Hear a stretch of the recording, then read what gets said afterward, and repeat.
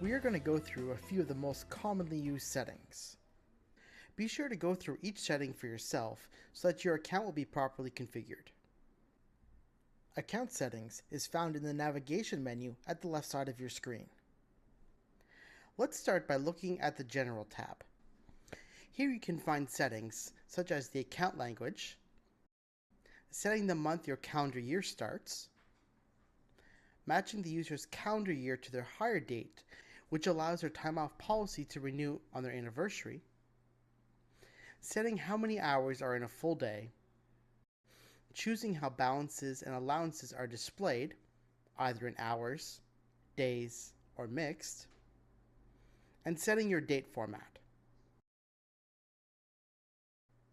Under Calendar, you can choose if the colors on your calendar are from the time off types or are the department colors, and you can set restrictions on who managers and employees can see in their calendar.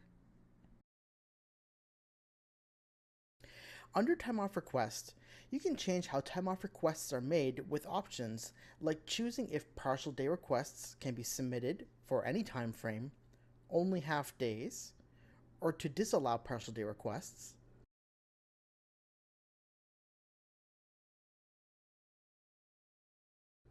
and choosing to allow past day requests and future year requests. When choosing the future year request option, you can select if they are not allowed and decide which calendar years to take the time from, force users to deduct from the current calendar year, or force users to deduct from the next calendar year. Under Reports, you can change which columns appear in the Time Off Summary Report and who can see them.